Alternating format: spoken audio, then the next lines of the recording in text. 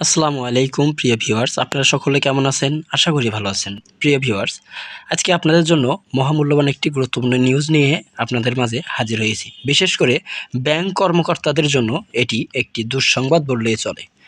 প্রিয় দর্শক, আপনারা যদি আমাদের চ্যানেলটিতে নতুন হয়ে থাকেন তাহলে অবশ্যই চ্যানেলটিতে সাবস্ক্রাইব করে বেল বাটন অন করে রাখুন। একীভূত হতে যাওয়া 5 ব্যাংকের কর্মীদের বেতন কাঠামোর কমানোর সিদ্ধান্ত নিয়েছে বাংলাদেশ ব্যাংক। দুর্বল 5টি শরিয়া ভিত্তিক ব্যাংকের একীভূতকরণ প্রক্রিয়ার অংশ হিসেবে বেতন ও অন্যান্য সুবিধা কমানোর সিদ্ধান্ত নেওয়া হয়েছে।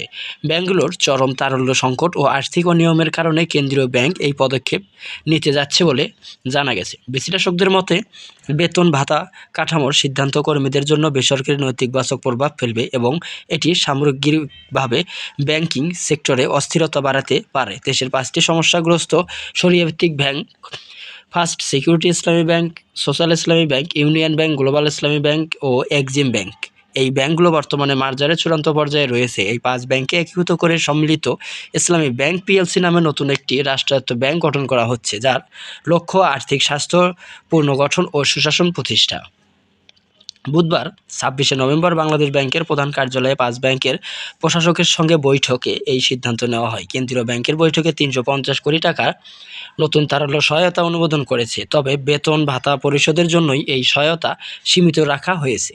বৈঠকে সভাপতিত্ব করেন বাংলাদেশ ব্যাংকের governor doctor Ahsan H Mansur. বৈঠকে প্রশাসকরা জানান, বেতন ভাতা দিতে মোট 1 কোটি টাকার সহায়তা চাইলেও কেন্দ্রীয় ব্যাংক 350 কোটি টাকা অনুমোদন করেছে। একই সঙ্গে ব্যাংকগুলোর দুর্বল আর্থিক অবস্থার কারণে কর্মীদের বেতন ও অন্যান্য সুবিধা কমাতে নির্দেশনা দেন গভর্নর। একজন প্রশাসক জানান, 5 ব্যাংকের প্রায় 16,000 কর্মী রয়েছে এবং খুব শীঘ্রই বেতন সুবিধা কাঠামোর সিদ্ধান্ত কার্যকর করা হতে পারে। বাংলাদেশ ব্যাংকের রেজুলেশন বিভাগ ও বেতন ভাতা কমানোর পদক্ষেপ চূড়ান্ত করেছে বলে নিশ্চিত করেছেন সংশ্লিষ্ট একটি সূত্র।